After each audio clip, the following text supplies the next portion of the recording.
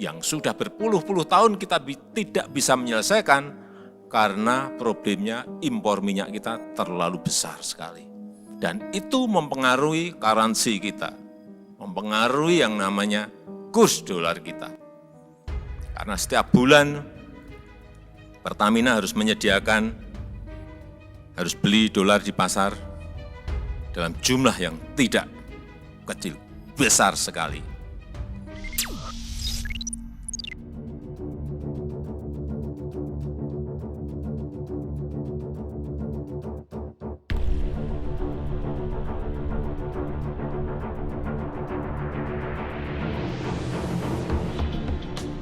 Pemerintahan Presiden Jokowi berambisi Indonesia bisa memiliki kilang baru. Namun Presiden Jokowi mengaku kesal karena instruksinya soal pembangunan kilang minyak di Indonesia tak terrealisasi. Hal ini diperparah dengan adanya sejumlah insiden kebakaran di kilang-kilang milik Pertamina.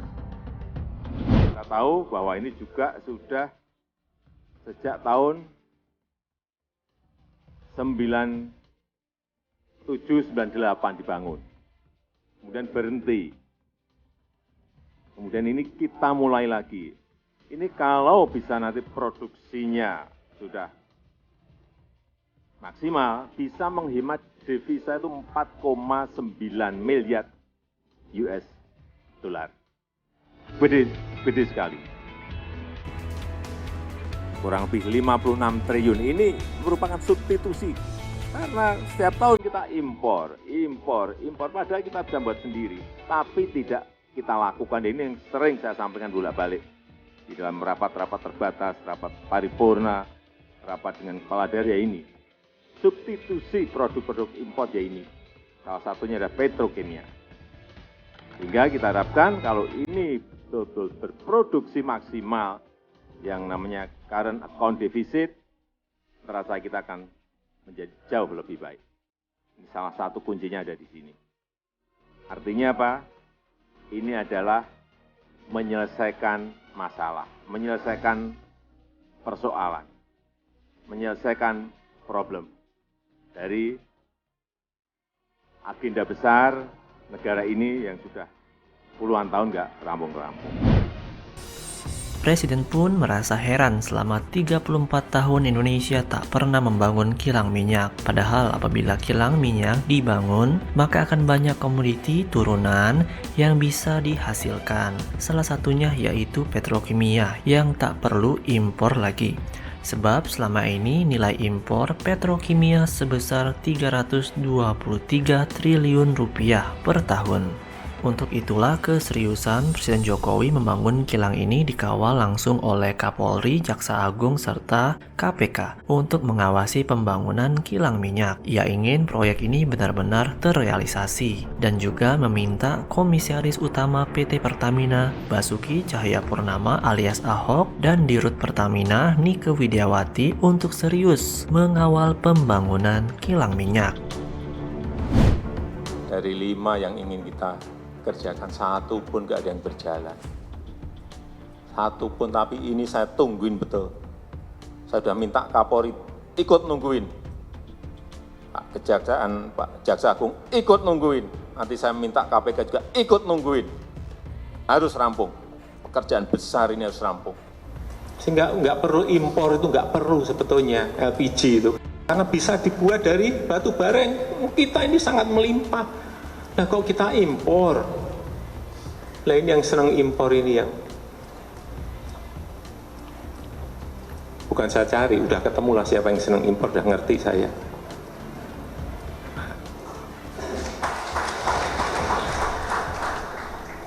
Hanya perlu saya ingatkan bolak-balik, hati-hati. Kamu hati-hati, saya ikuti kamu. Jangan menghalangi orang ingin membuat batu bara menjadi gas, gara-gara kamu senang impor gas. Kalau ini bisa dibikin, ya udah, nggak ada impor gas lagi. Lah saya kerja apa Pak? Ya urusanmu, kamu udah lama menikmati ini. Setidaknya selama memimpin, Presiden Jokowi telah membangun 5 kilang raksasa dan mengembangkan kapasitas kilang-kilang yang sudah ada di Indonesia. Salah satu yang digadang-gadang akan menjadi kilang tercanggih di dunia adalah kilang minyak PT Pertamina di Tuban. Proyek pembangunan kilang minyak PT Pertamina di Tuban menelan dana 15 miliar US dollar hingga 16 miliar US dollar atau sekitar 225,37 triliun rupiah. Pembangunan tersebut diperkirakan akan selesai pada tahun 2026 mendatang. Dirut PT Pertamina Nike Widiawati mengatakan pembangunan kilang minyak di lahan seluas 900 hektar tersebut bakal memberi dampak besar bagi masyarakat di wilayah tersebut.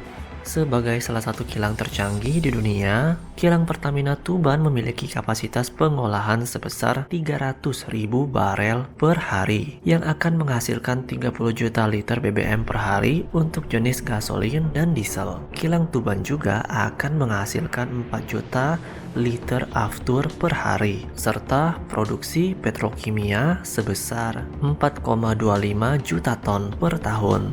Selain itu, bahan bakar minyak yang dihasilkan akan bersifat ramah lingkungan. Perkembangan ataupun pembangunan kilang saat ini masih relevan untuk memenuhi kebutuhan demand daripada domestik.